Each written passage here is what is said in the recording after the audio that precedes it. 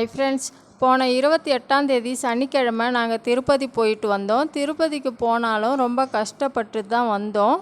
ஒரு கசப்பான அனுபவமாக ஆயிடுச்சு. அந்தளவுக்கு நொந்து போய் தான் வந்தோம். இருந்தாலும் இந்த சனிக்கிழமை 3ஆம் சனிக்கிழமை நாங்கள் படையல் போடுறதுக்காக ரெடி பண்ணியிருந்தோம். எப்படா சனிக்கிழமை வரும், ஏழுமலையானுக்கு படையல் போடலான்ட்டு இருந்தேன். நான் காலையில் ஒரு 7 மணிக்கெல்லாம் தேவையான பொருளெல்லாம் ரெடி பண்ணி வச்சுட்டேன் சமைக்கிறதுக்காக.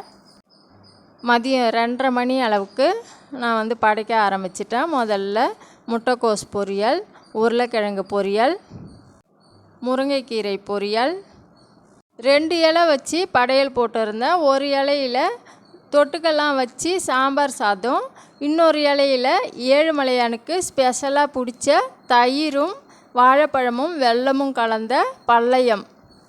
அது எப்படின்னா, ஏழுமலையானுக்கு வெள்ளை சாதம் வச்சு நடுவில் பள்ளம் பறிக்கணும். நம்ம பசுந்தயிர் எடுத்து அதில் நிறைய கொலை மாதிரி விடணும். அதில் நம்ம வாழைப்பழத்தை உரித்து சேர்த்துட்டு வெல்லம், நாட்டு சர்க்கரை ஏதாச்சும் ஒன்று கலந்துக்கலாம். நான் வெல்லம் கலந்துக்கிறேன். அதுதான் ஏழுமலையானுக்கு பிடிச்ச ஒரு சாப்பாடு.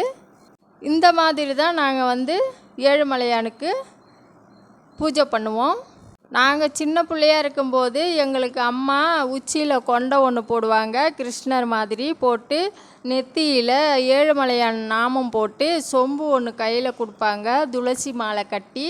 நாங்கள் எங்கள் பக்கத்து வீடுகளில் போயிட்டு நாராயண கோபாலான்னு சொல்லுவோம். அவங்க கையில் உள்ள காசி அரிசி ஏதாச்சும் போடுவாங்க. எனக்கு நல்லா ஞாபகம் இருக்குது. அந்த மாதிரி கொண்டு சாமி பூஜையில் வச்சு அன்னைய தினம் நாங்கள் தளியல் போட்டு அனைவரும் எங்கள் தெருவில் உள்ள எல்லாருக்குமே நாங்கள் படைச்ச சாதம் எடுத்துக்கொண்டு கொடுப்போம். மறுபடியும் அந்த ஒரு சந்தர்ப்பம் வரலை. நாங்களும் வளர்ந்து பெரியவங்களாயிட்டோம். இந்த பூஜை பண்ணும்போது எனக்கு அந்த சின்ன வயசு ஞாபகம் வந்துச்சு. பூஜைலாம் முடிச்சுட்டு மாடிக்கு போயிட்டு தீபாரணை காட்டும்போது நான் ரொம்ப நாளாக ஆசைப்பட்ட ஏழுமலையான் தரிசனம் கிடச்சிது. எங்கேருந்து தான் வந்தாங்கன்னு தெரில, அவ்வளோ சந்தோஷமாக இருந்துச்சு. கீழே மறுபடி பூஜை பண்ணிவிட்டு காக்காய்க்கு சோறு வச்சு அதுக்கப்புறமா தான் நாங்கள் சாப்பிட ஆரம்பித்தோம். சூப்பராக இருந்துச்சு. எனக்கு ரொம்ப ரொம்ப சந்தோஷமாக இருந்துச்சு ஏழுமலையான தரிசனம் பண்ணும்போது. நாளைக்கு இன்னொரு வீடியோவில் பார்ப்போம். தேங்க்யூ, பாய்.